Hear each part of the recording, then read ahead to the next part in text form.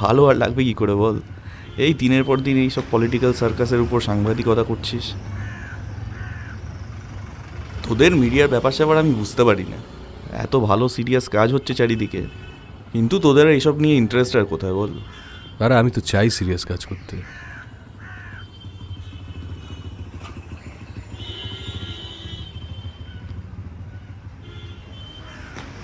এত ভালো কাজ হচ্ছে, কিছুই তো কভার করিস না। দেখ, সুন্দরবনের মতন একটা জায়গায় 5,000 নিম গাছ লাগিয়েছে।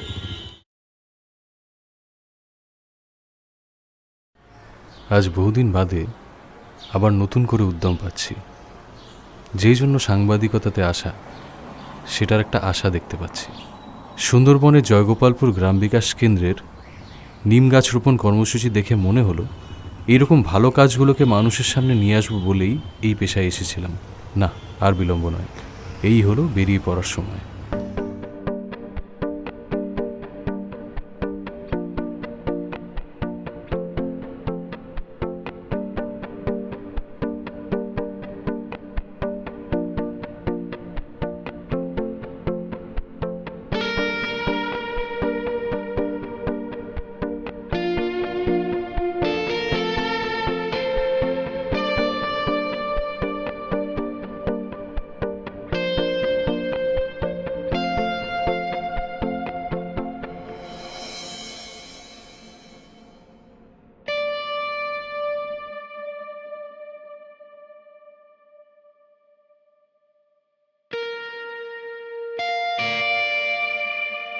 সুন্দরবন সত্যি সুন্দর।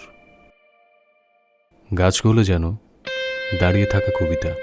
মাটির প্রতিটি চোরাস্রোতে বয়ে যায় জীবনের নীরব গল্প। কিন্তু এই সৌন্দর্য নীরবে ক্ষয়ে যাচ্ছে। মানুষের লোভ, উন্নয়নের নামে গাছ কাটা, জলস্তর বৃদ্ধি, এই সব কিছু চুপচাপ নিয়ে নিচ্ছে এই অপরূপ বনকে। দুপুরে খাওয়ার পর ভাবলাম বিশ্বজিৎবাবুর ইন্টারভিউটা নেব, কিন্তু উনি খুব মন দিয়ে কিছু একটা লিখছিলেন বলে আর বিরক্ত করিনি।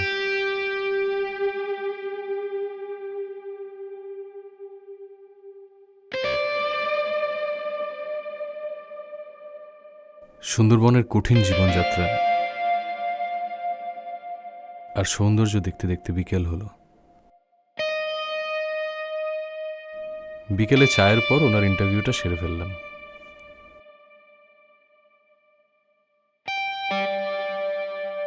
নিয়েছিলাম যে সুন্দরবনের বাসন্তী ব্লকের যে সমস্ত গ্রাম পঞ্চায়েত এলাকা রয়েছে, যেমন ঝড়খালি, নফলগঞ্জ, জ্যোতিষপুর, ভরতগড়, মসজিদবাটি, এই সমস্ত জায়গায় আমরা একেবারে মানে একদম স্বনির্ভর দলের মায়েদেরকে, স্কুলের ছাত্রছাত্রীদেরকে সঙ্গে নিয়ে 5,000 মতো নিম গাছ যদি আমরা 2023 সালে করি এবং 2024 সালে আরও 5,000 করলাম, এইভাবে কিন্তু আমরা নিমের বংশটাকে কি করে বাড়ানো যায় এবং নিম গাছের যে উপকারিতা রয়েছে সেই উপকারিতাটা আস্তে আস্তে করে সুন্দরবনের মানুষ বুঝতে শেখে এবং তার ব্যবহারটাও গুরুত্বতা দিয়ে বুঝতে পারে। সেই জন্যই কিন্তু এই বৃক্ষরোপণ উৎসবটা আমরা মানে 2023 সালে করেছি। আমরা সেই সংরক্ষণের নিরিখে আমরা যেমনি করে সুন্দরবনের নদী বাঁধ এলাকায় কিছু ম্যানগ্রোভ রোপণ করছি, তেমনি আমরা দেখছি যেসব দ্বীপাঞ্চলগুলোয় নোনা জল না উঠে, যেখানে আস্তে আস্তে করে আমাদের চাষবাস শুরু করে মানুষজন সেখানে নতুন নতুন ফসল।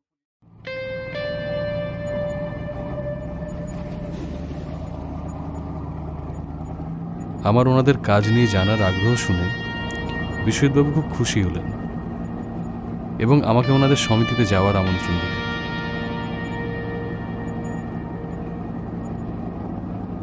বললেন ওনাদের সমিতির থেকে দিলীপ বলে একজন থাকবেন, যে ওনাদের বিভিন্ন প্রকল্পের কাজের সম্বন্ধে বিস্তারিতভাবে জানাবেন।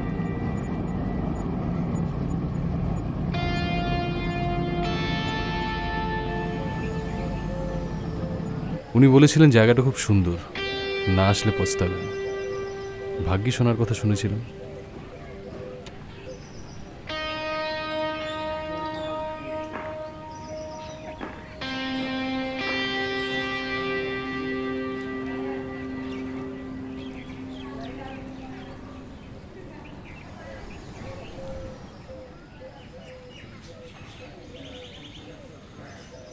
নমস্কার দাদা, বিশ্বজিৎ বলেছিল আপনি আসবেন। বিশ্বজিৎবাবুর কথা মতো পরদিন সকালে জয়গোপালপুর গ্রাম বিকাশ কেন্দ্রের অফিসে দিলীপবাবুর সাথে দেখা হলো।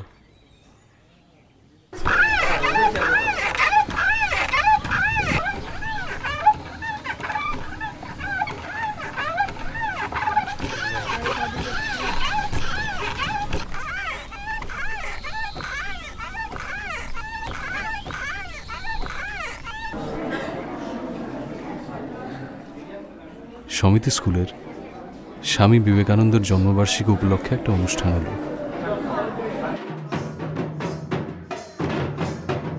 অনেক রকম চমৎকার সাংস্কৃতিক অনুষ্ঠান ছিল।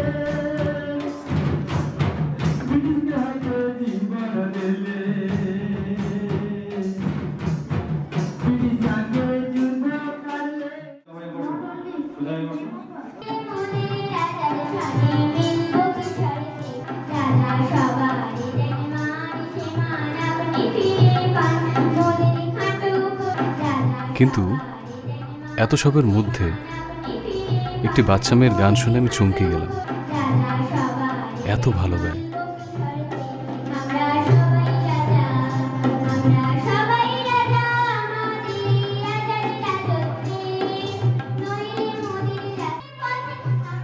বাচ্চাদের সাথে বড়রাও এই গান উপভোগ করছিল।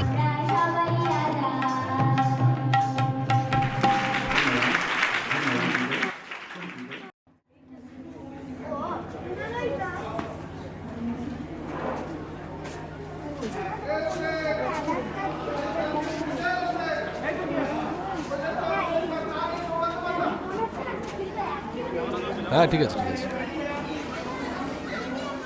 আপনার মেয়ে খুব ভালো গান গায়। কি নাম ওর? নাম বলো মা, নাম বলো। ছেলে মানুষ তো লজ্জা পাচ্ছে। ওর নাম দুর্গা। ও কোথায় গান শিখেছে? গ্রামেই এই স্কুলেই গান শিখেছে। গানের গলা খুব ভালো। মানে এই বয়সে রবীন্দ্রসঙ্গীত এত ভালো খুব কম মানুষ গায়। তো আপনি দেখবেন ও গানটা যাতে ছেড়ে না দেয়।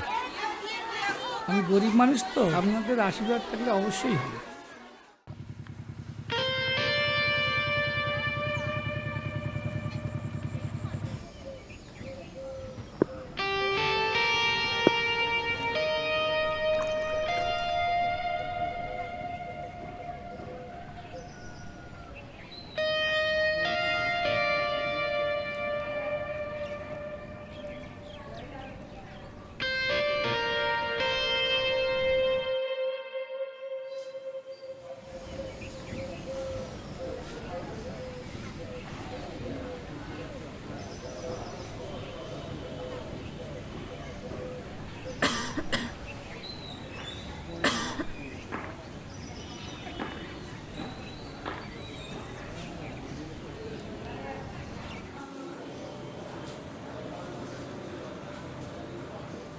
জিভ দেখি।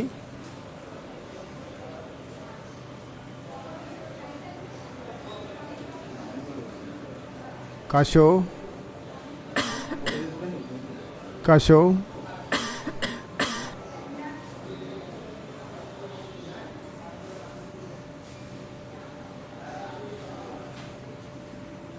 আপনার মেয়ের শ্বাসকষ্টের জন্য কিছু ওষুধ দিচ্ছি, সেগুলো আপনাকে ঠিকঠাক করে খাওয়াতে হবে। আপনি 1 সপ্তাহ পরে আসবেন ওষুধগুলো খাওয়ার পরে।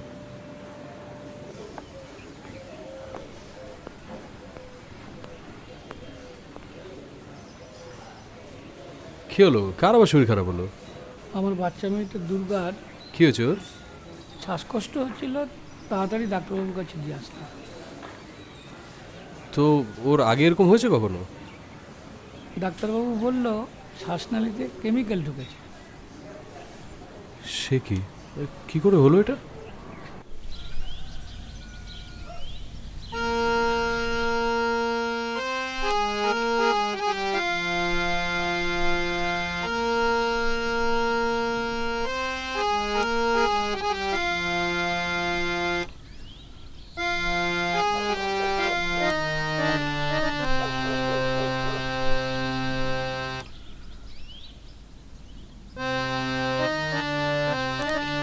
আমি ধানের জমিতে কীটনাশক মারছিলাম, আমার মেয়েটা রোজগারের মতো আমার জন্য খাবার নিয়ে আসলো। খাবার নিয়ে আসার পরে হঠাৎই অসুস্থ হয়ে পড়লো।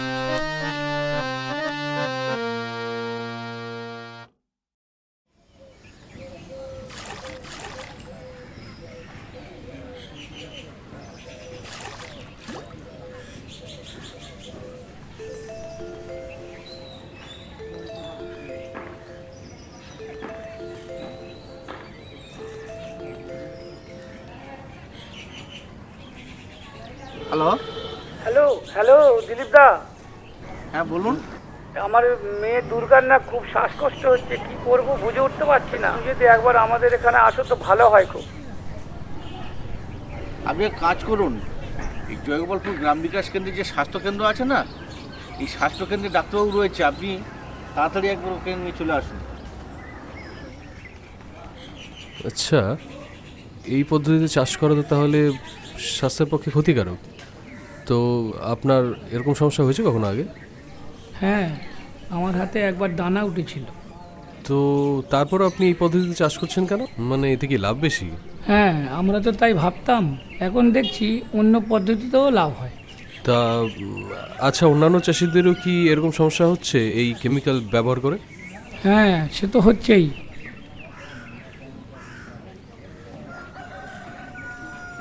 আচ্ছা আচ্ছা, এই ব্যাপারে একটু ভালো করে জানতে গেলে মানে কার সাথে কথা বললে ভালো হয় একটু বলতে পারবেন? আমাদের জয়গোপালপুর গ্রাম বিকাশ কেন্দ্রের কর্ণধার বিশ্বজিৎবাবু আছে, ওনার সঙ্গে যোগাযোগ করতে হবে।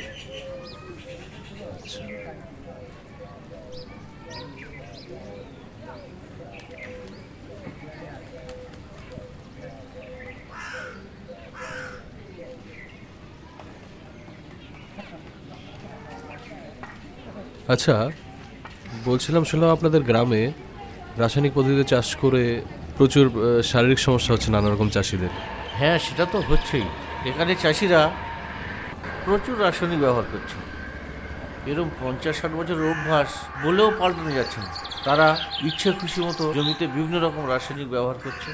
তাতে করে মাটিরও তো ক্ষতি হচ্ছে, আর তাদের শারীরিকভাবে ভীষণ তারা ক্ষতিগ্রস্ত হচ্ছে। এরপর দিলীপদা আমাকে বেশ কিছু চাষিদের সাথে দেখা করায়।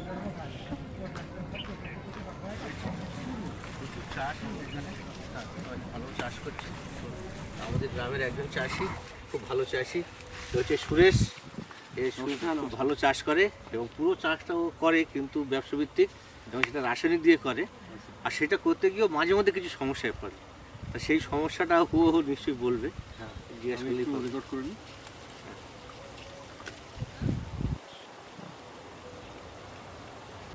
আমরা দীর্ঘদিন রাসায়নিক সার আর কীটনাশক বীজ তো ব্যবহার করছি। ব্যবহার করার ক্ষেত্রে একটু অসুবিধা হচ্ছে, যেটা আমার ক্ষেত্রে হচ্ছে।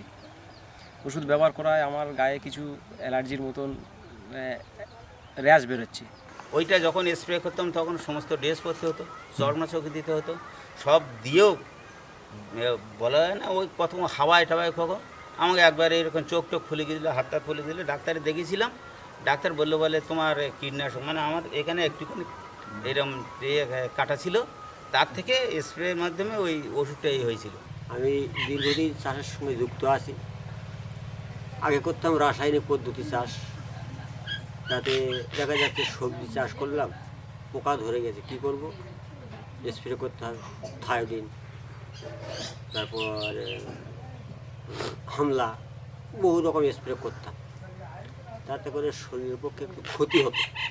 মানে স্প্রে করে বাড়ি এলাম, হঠাৎ গা মাথা ঝিনঝিন করছে, যারা ডাক্তার কাছে যান, অনেক কিছু হতো।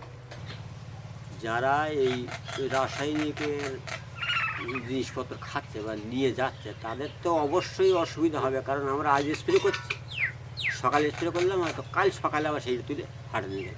তারা তো দেখছে না, ভালো জিনিসটাই দরকার, চকচকি যেটা, কিন্তু আদতে চকচকি মানে তো খালি বিষ। ওনাদের সাথে কথা বলে বুঝতে পারি ওনাদের সমস্যাগুলো, এবং দিলীপদার থেকে বুঝলাম কিভাবে জয়গোপালপুর গ্রাম বিকাশ কেন্দ্র সাস্টেনেবল এগ্রিকালচারকে একদম গ্রাসরুটে ইমপ্লিমেন্ট করে চাষিদের স্বাবলম্বী হয়ে উঠতে সাহায্য করছে।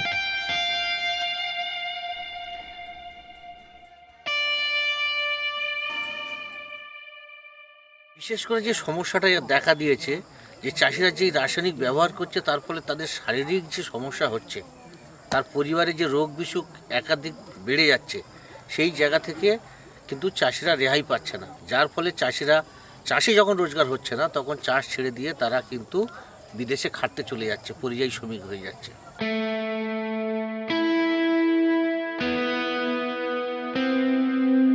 সেখানে গ্রামের একটা অর্থনীতি ভেঙে পড়ছে এবং মানুষের আস্তে আস্তে মানে দুর্দশার শেষ থাকছে না। সেই জায়গায় দাঁড়িয়ে জয়গোপালপুর গ্রাম বিকাশ কেন্দ্র ভেবেছিল যে কৃষকদেরকে কিভাবে সংঘবদ্ধ করে একটা সুস্থায়ী জৈব কৃষি রূপায়ণ করা যায়। দিলীপদার থেকে শুনলাম ওনারা সুন্দরবনের বাসন্তী, গোসাবা আর সন্দেশখালীর 9টা গ্রাম পঞ্চায়েত এরিয়ার 20টা গ্রামকে নিয়ে কাজ করছেন, এবং এই কাজে ওনাদের সাহায্য করছে IGF ডেনমার্ক নামে একটি স্বেচ্ছাসেবী সংস্থা। এরপর IGF ডেনমার্কের গণেশবাবুর সাথে আলাপ হলো। উনি তখন জয়গোপালপুর গ্রাম বিকাশ কেন্দ্রের কর্মীদের প্রশিক্ষণ দিচ্ছিলেন, যারা গ্রাসরুটস লেভেলে গ্রামবাসীদের সাথে কাজ করেন।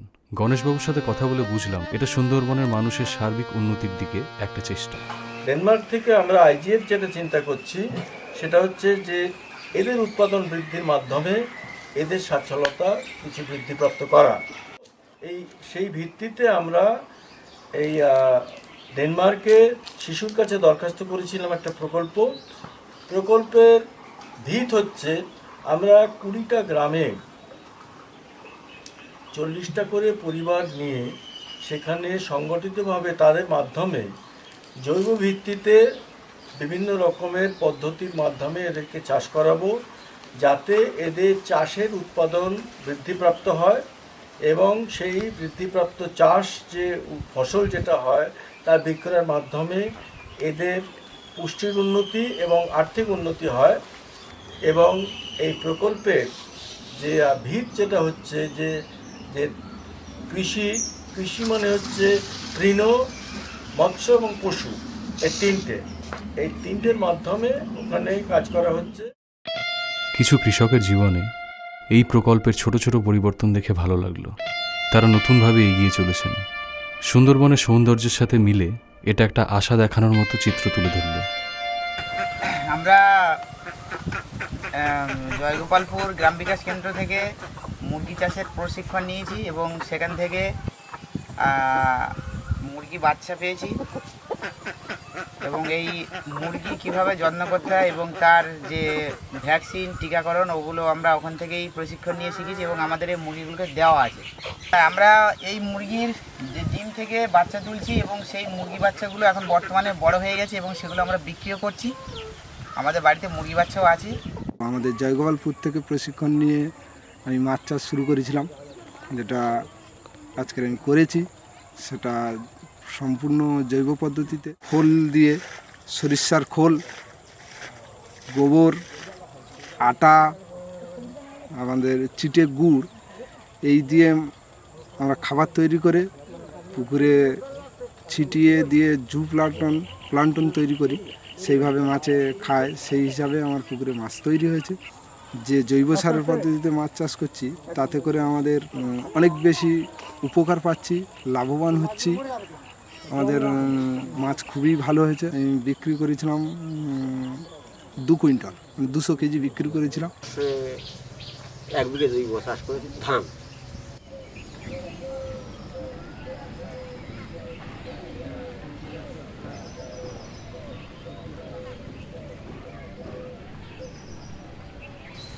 মাঠে কিছু সবজি চাষ করেছি, বাড়ির উপর টুকটাক যে সবজিগুলো আছে খাওয়া দাওয়া চলছে। কাদার আলু যেটা আছে, তারপরে মাটির চাষ করে তার মধ্যে আলু আছে, সব জৈব। এই গত 50 বছরে এরা গ্রামে বাজারে যে সমস্ত যে সমস্ত ওষুধ এবং অন্যান্য সার বিক্রেতার পরামর্শে এরা জমিতে চাষ করে আস্তে আস্তে জমির উর্বরতার এমন একটা জায়গায় নিয়ে এসেছে যে বহু ব্যক্তি বলছে যে চাষ করাই যায় না। মাটির ক্ষমতা থাকছে না এই রাসায়নিক ব্যবহার করে। আমি যদি মাটিতে কিছু না দিই আশা করবো কি তার থেকে নেওয়ার জন্য? খালি রাসায়নিক দিয়ে দিয়ে মাটি হয়ে গেছে কেমন একদম হয়ে গেছে। জমির উর্বরতা বৃদ্ধি প্রাপ্ততার জন্য আমরা জীবাণু সার ব্যবহারের একটা পদ্ধতি শুরু করেছিলাম, এখানে করেছি, সেটা এখনো চলছে।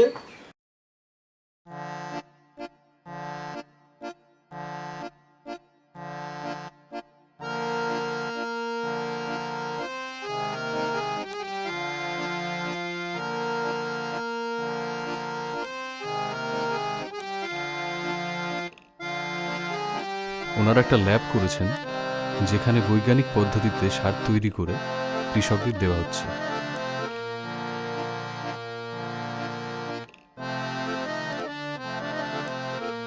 সুন্দরবনের বিভিন্ন হাটে বাজারে জৈব বাজার বলে একটা বিশেষ স্থান নিয়ে এই জৈব পদ্ধতিতে চাষ করা সবজি তারা বিক্রি করছেন এবং লোকেও কিনছে।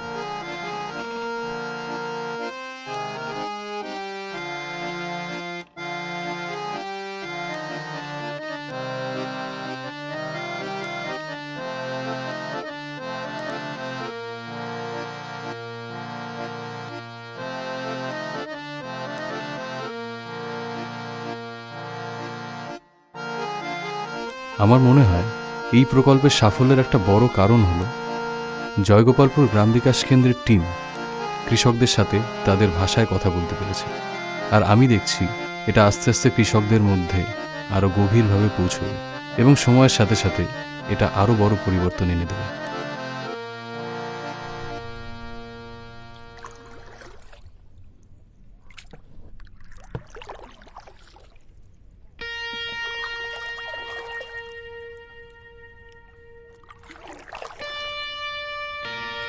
এই ডকুমেন্টারিটা আমার জন্য ছিল একটা স্মৃতিময় পথ। একদিকে নিজেকে ভালোভাবে চিনলাম, আর অন্যদিকে সাংবাদিক হিসেবে শিখলাম যে মাটির সমস্যা বুঝতে গেলে মাটির মানুষদের কাছে যেতে হয়। সুন্দরবনের সৌন্দর্য, মানুষের প্রতিদিনের লড়াই আর জেজি কেভির মতো সংস্থার অক্লান্ত চেষ্টা সব কিছু ছুঁয়ে গেল। কিন্তু এইসবের মধ্যেও মনে একটা প্রশ্ন ছিল, ছোট মেয়ে দুর্গার কি হলো? সে ভালো আছে তো?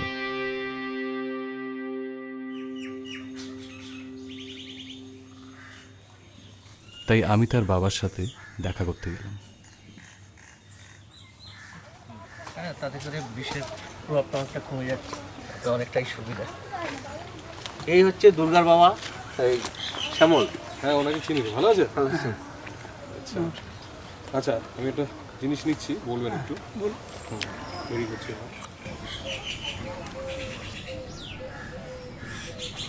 এই যে আপনি যে জৈব পদ্ধতিতে চাষ করছেন, তাতে আপনার কীরকম কী লাভ হলো?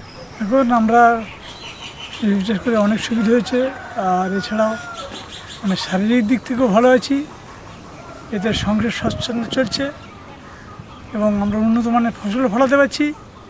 বিক্রি করে আমরা টাকা ইনকাম করতে পারছি, ভালো মতো সংসার চলে যাচ্ছে এবং এই টাকা দিয়ে আমার দুর্গা মায়ের জন্য একটা হারমোনিয়াম কিনেছি।